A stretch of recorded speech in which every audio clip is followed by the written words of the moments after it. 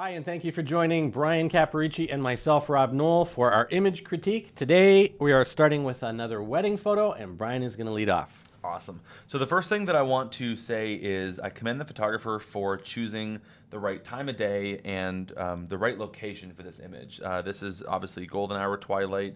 I mean, I guess it technically could be sunrise, but I'm going to assume it's end of day because it's a wedding day. Or I would think it's a wedding day. But I love the way that these I don't know what these are called. Is that ragweed? Would you call that ragweed? It's, I don't know, the wheat. Weed. This tall, they're weeds. They're weeds. I love the way that they, in this particular scene, I love the way that they catch the backlight. It's really beautiful.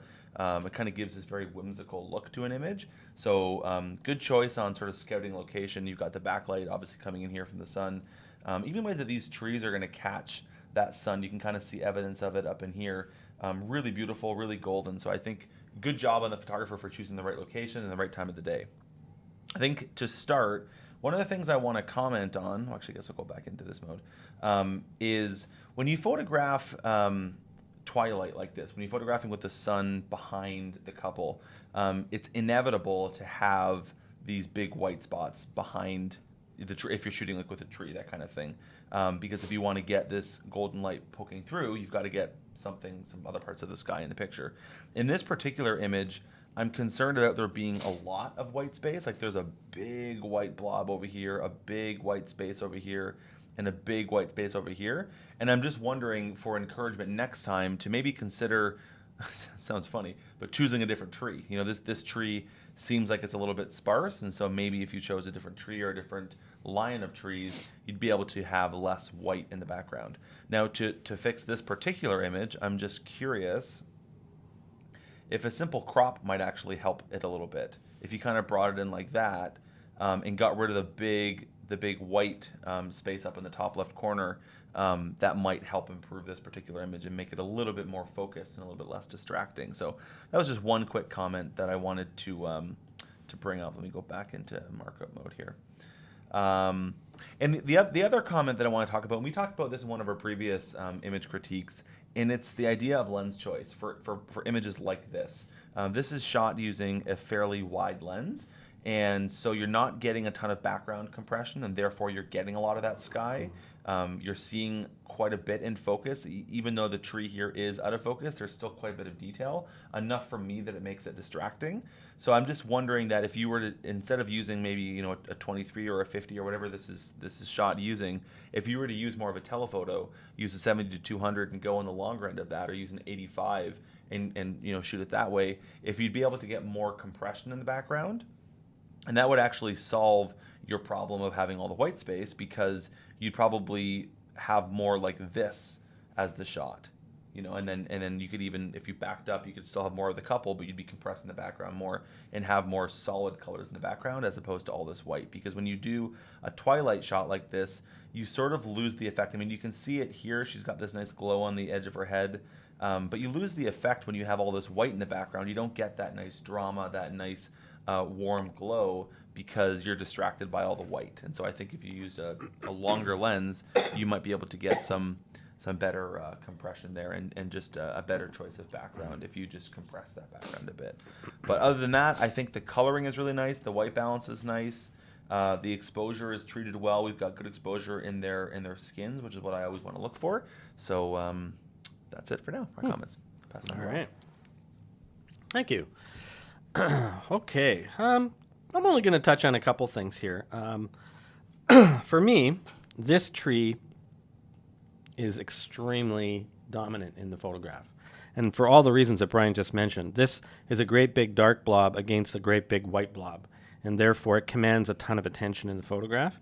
I think placement of the tree is one of the main reasons that it's so hard for me not to be looking at it. I think if that tree was way off to the right and there was more space for this couple to be away from the tree, I think that actually might have worked. It could have balanced the photograph. I was just going to say, if the angle was different, it would balance it almost nicely. Yeah, because they would be right? They would be the primary center of interest, Yeah. and then the tree and all its branches would become the secondary for center sure. of interest.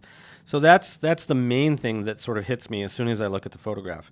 The other thing is I found interesting that you decided to include this structure in the background, that would have been very easy to hide behind the couple.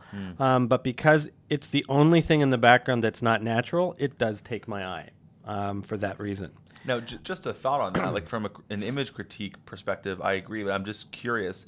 Maybe that was the couple's wedding reception venue or something like that, and there's an element of importance. And if that is the case, I wouldn't have it touching her hand. Yeah, I agree. It's just too close to them. I would just put it off so that it can be part of the scenery without sort of the fact that it's so close to them. Is when I'm here looking at them, my eye keeps getting drawn down here, and I don't really want that. The other thing I find difficult is this. Where the bottom of the dress is just going beyond the border of the photograph at the bottom.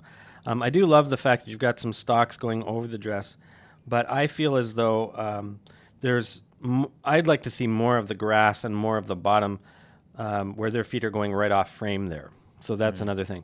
And the first thing that I noticed while Bryan was giving his critique, and yes, I was paying attention to your critique, but my eye was also caught because I was looking at the image upside down, is that you've got this horizon line dead center in the picture. And typically, the whole photograph, because of the sky and the ground, is being cut in half. And again, compositionally, I would like to see that horizon line much higher up and give us much more of this foreground. You have to ask yourself, what is the most important element here? Is it the sky, or is it these grasses and the lawns and the out-of-focus background? And I think we just heard the answer to that. I don't think the sky is the more important element here. I think the bottom is the more important element. So I'd be happy to change my angle as a photographer and make sure that I'm getting a lot more of this grassy area, and perhaps even shooting down on them more. I know lots of photographers bring like a 2-step stool on a wedding day with them for that very reason, is if you could just get up 2 steps higher, you could put this couple against just this background, and you could have eliminated the sky altogether. Still kept that gorgeous glow from the sun, still hitting on those branches, but eliminating all that big glary white space. That's it for me. Love it. I want to talk a little bit about posing in this particular shot. I think something that you sort of want to consider when you're doing these twilight shots where you want to get this nice glow, because again, you can see the evidence of the glow up in the bride's hair up here. In fact, let me go out of here just for a minute, and I'll kind of just zoom in because on Instagram you may not be able to see it. You can see the evidence of the glow on the back of her hair, and even on the back of his jacket. You can see, obviously, because it's coming up from just up into their left and into our right. But when you've got the couple together like that, like he's basically blocking any of that glow, any of that warmth, any of that kicker to come in and hit her face because his body's completely in the way.